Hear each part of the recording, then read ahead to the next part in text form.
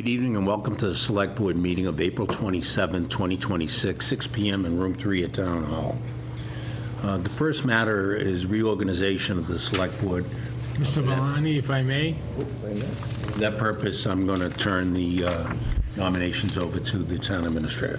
Thank you, Mr. Chairman, for a few minutes. At this point, we would seek nominations for chair for the next term for the Select Board. Mr. Valani, if I may, I would like to recommend Paul Mazzucchelli as the next chairman of the Milford Select Board. And I would second that. Want to vote for yourself, Paul? Yes, All in favor? Aye. Aye. Unanimous. Congratulations. Congratulations. Thank you. Just a few words. I want to thank you, gentlemen, for your support and confidence that you have in me. And it's a good feeling to work alongside people like you who really care about Milford. One of the strengths that we have on this board is experience. Experience where it's different perspectives, different backgrounds, but we share a commitment to Milford, and that's what we really do. And I look forward to continuing that with this year, too, as well. Milford works well when we work together as a team, and I appreciate everything you do. I just want to mention, too, gentlemen, before I move on to the agenda, I'd like to take a moment to acknowledge the recent passing of Dino DeBartolomeo. Dino was a dedicated public servant whose commitment to this community spanned many years and many roles. As a former select board member, school committee member, and a member of numerous boards and committees, he brought steady leadership, thoughtful and genuine care for the people of our town. So on behalf of this select board, I want to extend our deepest condolences to his family, and I'd like to take a brief moment of silence in his honor. Thank you. Milford is now a little lonelier without Dino, and may God bless him. Thank you. Oh, thank you. We have on our agenda the signing of the warrant. You're going to, Michael, ahead. please. Go ahead, Tom. No, please, Michael. Mr. Chairman, I would ask the approval of signing the warrant. I second that. And I make that unanimous. Public hearings, we have none. We do have a scheduled appointment. What I did, too, is with the Ridgewood, with Stone Ridge Center on Deer Street, I went over all your documents, and I have a synopsis of what you're going to be talking about today, okay? Israel Lopez is here as the representative. He's going to present a proposal to add approximately 0.57 acres to land that is already permanently restricted on the site. With this addition to the total conserved area within this 80-acre Stone Ridge property would be an increase to 29.83 acres. According to a letter sent to then Select Board Chairman Tom O'Laughlin, this land is conserved for the benefit of Milford. Conservation Commission reviewed and signed the amendment on March 26, 2026. At this time, I would like to hear from Representative Mr. Israel Lopez and walk us through the details of this proposal.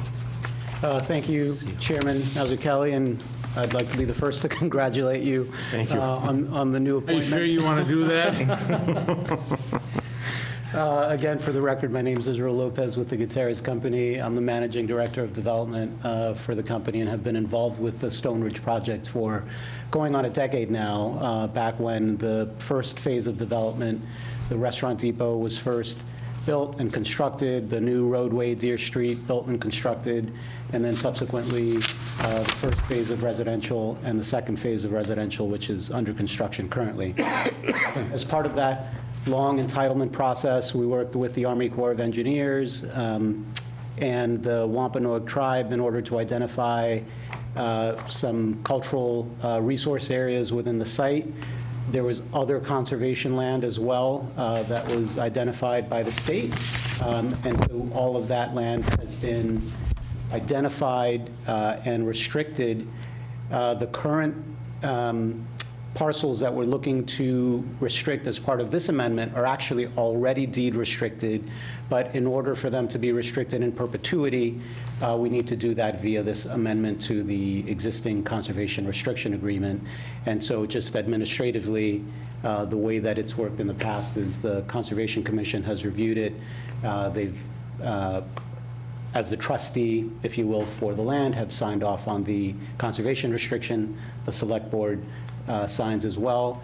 And then this will go to the state level. The Division of Fisheries and Wildlife will sign off, and then the Secretary for Environmental Affairs for the state will sign it. So that will make it all official.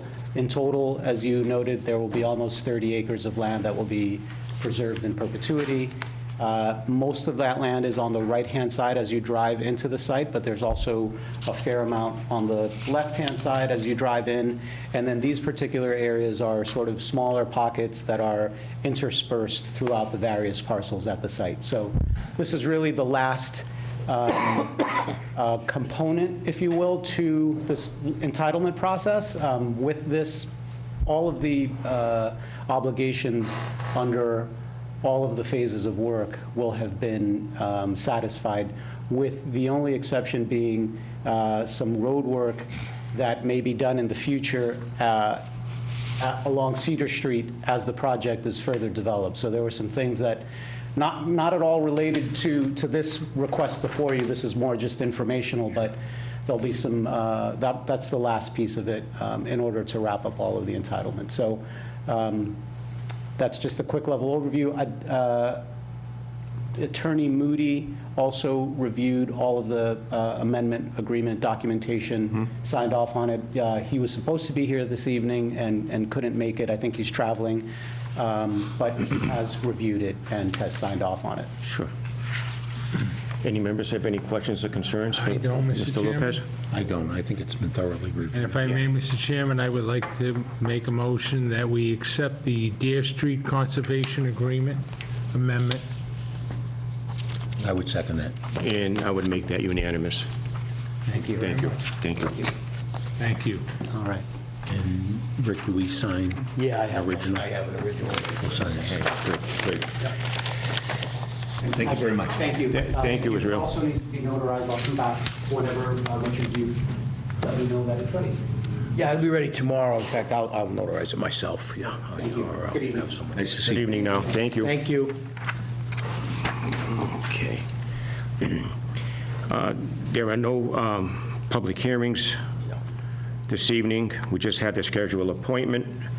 Next on the agenda would be the town administrator's report. Rick, do you Yes, have thank- anything for us? Yes, I do. Thank you, Mr. Chair. I want to thank everyone who participated in the annual Milford Beautification Day on Saturday. I'm told there was a great turnout of volunteers who helped clean the streets in various areas of town. I also want to extend a thank you to the members of the Milford Lions Club who provided food to all of the volunteers once the cleanup was completed. The second item I want to alert the board to, I've been informed by Fire Chief Mark Nelson that the department has received a fiscal year 26 firefighter safety equipment grant award in the amount of $25,000. I want to commend the chief and the deputy chief, Mike DeTore, for their work in securing this grant for the town. The third item, as you may have noticed, I hope, the painting of the interior of Town Hall is substantially completed. I expect it to be completed within the next 2 weeks. I want to thank Facilities Director Carlos Benjamin for his work in overseeing this project. And then just a reminder to you, me, and the public that we will have a Select Board meeting next Monday, May 4th at 6 p.m. Put us in line with town meeting, which you know is May 18th. And that's all I have tonight, Mr. Chair. Right, thank you, Rick. Thank you.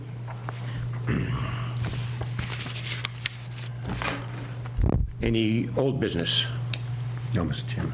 No, Mr. Chairman. In new business, we also have before us the annual 2026 annual renewals for secondhand dealers, antique dealers, pawnbroker licenses, pool table licenses, and bowling alley license. I'm sure where it was before us, all paperwork is in order and has been reviewed. And these are routine annual renewals that we would see every year. Anybody have any questions or concerns regarding this? I do not, Mr. No, Chairman. if not, I'll entertain a motion. No, Mr. Chairman. A motion, and that way, that we'll go through the motion on everything instead of reading each individual, Yes. okay? Yep. A motion on any, on all the businesses that are on the information that we have before us. Mr. Chairman, I would make a recommendation that we move forward on the license recommendations. I second that, Mr. Chairman. And I make that unanimous. Thank you very much. Next on the agenda would be the St. Mary's of the Assumption Parish, which they would be asking for a one-day beer and wine license for the event at the Parish Center Hall known as Festa da Nossa Senhora de Fatima, to be held on Saturday, May 16th, 2026, at 6:15 to 11 p.m. And that would be, again, the application to serve beer and wine. For those who aren't familiar with that holy day, which I'm not either, that's why I had to look it up, and that is the Lady of Fatima. They're honoring the Lady of Fatima that was observed, and it's a long-standing culture for the Portuguese people, and Milford families take part in it. Again, Fatima is in Portugal, where the Our Lady appeared back in, I think it was 1917. But anyway, any questions or concerns regarding this application? I would just add an hour to the end of the liquor license, as we do with establishments. Sure. It gives them 1 hour to, not to sell, but to clear out the premises. Exactly. And if I could, Mr. Chairman, I think St. Mary's is looking for 2 licenses Right. tonight. Yes, they are. If we could put them both together. I think great. that'll be a good We got idea. them listed separately, if it might be a little easier, because that way the name, the Oh, so hours are different. individually? We're going to do, there are 3 separate agendas. Yeah, one's entertainment, and the other one's a Okay. blocking of the One street. vote on Make each. a motion to accept. Thank you. And I second with that one amendment that it, Yep. 6:15. Congratulate you on your 12 a.m. Yeah, yeah. Okay, From the yep. Heights. We can do that, yep. The next item we have on the agenda was also from St. Mary's Parish. It's an application for St. Mary's Parish for a one-day entertainment license for that same event, for Festa de Nossa Senhora de Fatima, to be held Saturday, May 16, 2026, from 6:30 to 11:30. That's 10:30 as far as. I'm sorry, 10:30. Sorry. And that's at the Parish Center Large Hall as well, at 17 Winter Street. Mr. Chairman, I have a motion to move forward on the license request. And I second that, Mr. Chairman. And I make that unanimous. Thank you so much. Next item on the agenda is also from St. Mary's Parish for a permit to obstruct for a candlelight procession in honor of Nossa Senhora de Fatima on Sunday, May 17, 2026, at 7 p.m. The procession will begin at the church, left onto Winter Street, to Main Street, to Pearl Street, right onto Lincoln Street, and right onto Winter Street, and return to the church. The police chief has approved this permit. Mr. Chairman, I would move forward on the application, please. Mr. Chairman, I second that. Thank you, and I make it unanimous.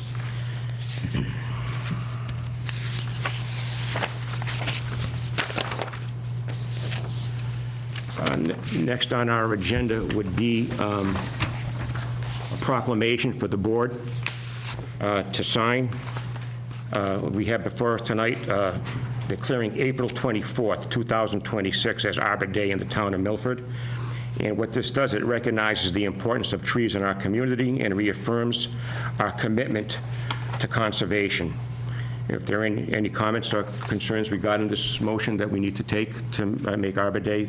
Not at all, Mr. Chairman. I would like to thank Mr. Valani for bringing it to our attention, as always.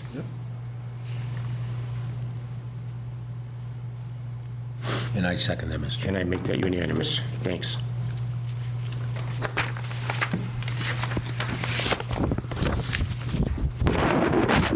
Attached is attached is an email from Charles Scaff informing the board that there is an opening on the Council of Aging, and attaches the talent bank applications.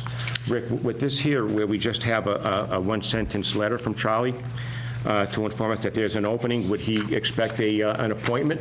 Yeah, he did, I checked with him, they're not looking to make a recommendation. I think there are 1, 2, There's 3. 3. Yeah.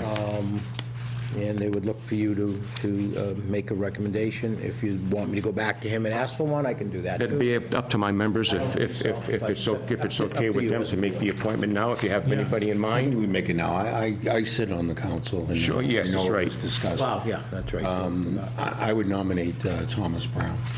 I would second that, Mr. And I'd make that unanimous. Thank you for that. Baptism by fire. Yep. Now it's number 7. Okay. We have a request, an application from Ambika Food LLC, doing business as Milford Indian Spice. They filed an application to amend its common victuals license to change its days of operation from 6 days to 7 days a week. It appears that all paperwork is in order, and they're only looking to change the days of operation, and they listed them for us as well. And they're going to change, the current days are Monday through Wednesday from 11 a.m. to 9:30 p.m., to Wednesday through Tuesday, 11 a.m. to 9:30 p.m.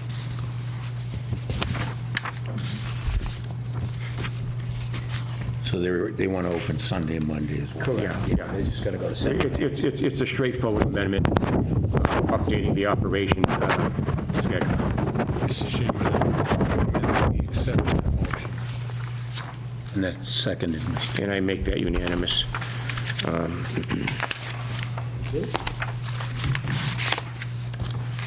Invitation to speak, anybody on for us? There's no one here in the audience live, and there's no one on. No? There's no one on. Okay, thank you. Correspondence?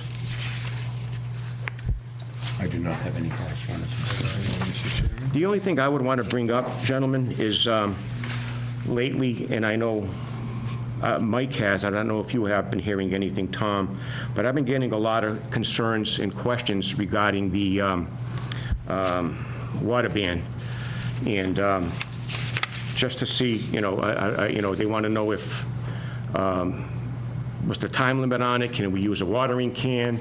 Is it because of the 40Bs? Can we do a power washing on the house? There are a lot of questions and concerns that they have that I can't answer, you know what I mean? And so what I'd like to ask for the board's approval, if we could have Dave Condry or someone from the water company here at our meeting on May 4th, just to answer some questions that we would know. On their website, it's pretty explicit. It's a stage 4. You're not doing water bans, pretty explicit, yeah. But again, I'll defer to the board as to whether you want David in, and I can reach out to him. It's other communities too, it's not just, No, yeah, it's not, that's what I'm saying, that's what I mean. See, there's people who probably don't go on their website, you know what I mean? And they would want us as select board members who they elected to represent them, to have some answers for them. Whether the water commission is elected or not, they still come to us. And I know they came to you, Michael. They saw you at church. Yeah. And so I'd just like to know, just to more or less let the people know that we're hearing them. If David or even some representatives from the commission can come in, and we may have questions that they may have asked us that we could ask them. okay. And then when we see these individuals again, we can tell them. What do you guys think? There's no harm in having Dave come in and No, Yeah. explain not at what's all. taking place and Yeah. to inform people of, what the Water Commission has decided as far as, when you can use the water and how you can use the water. Right. Because ultimately, it's going to be their decision whether or not someone's violated their regulations. Exactly. And is going to have their water shut off. So Right. I think we can do it informationally. I don't know that we're in the position to direct them to do anything. So- No, not to direct them, but let the public know that we're listening to them. Sure. And we want to get answers for them as well, for us too. Because I don't know the answers to questions that they were asking me. Yeah. Can you use a water can? To water grass, if you have a patch that you need to, or a bush or a shrub that you just planted, that needs watering. See, these are the things that people are asking me, and they want to know, hey, I want to power wash my house. How do I do it? I don't know. There could be companies that have water within their equipment. Right. So, these are things that are, it's confusing to me, and it's confusing to the public, so. I can reach out to David, see if he's available. If not, I would see if someone else is available. If not, Yeah. I'm sure he could put together Yeah. a good list of what you can do. My feeling is it's not going to be anything that you can't do. And one of the questions, Rick, that people were asking me and also Mike, why did this happen? How does this happen? We had 7 feet of snow. You know what I mean? Why is this happening? Is it the 40Bs? Is it this? Is it that? And of course, what they say, why are you guys approving the 40Bs? And it's not us. built a new timeline. So I appreciate that. Thank you. No problem. Yeah. Take care of that. Next thing would be the executive session we have, and we're going to discuss this matter in, it's an executive session to conduct contract negotiations with the Director of Municipal Services. Discussion is, on this matter is open session, and it could be detrimental to the board's negotiating positions. The board will not be returning to open session for this meeting. So therefore, I'd like to entertain a motion to go into executive session. Mr. Chairman, I would make a motion that we move into executive session to discuss the contract of the highway surveyor. I'm putting that shortly, his new title. So he's the Director of Municipal Services? Mm-hmm. That's what we're, okay. Yeah. I would second that. Okay, do I have a roll call? Aye. Aye. Aye. This motion passes, and we are now into executive session.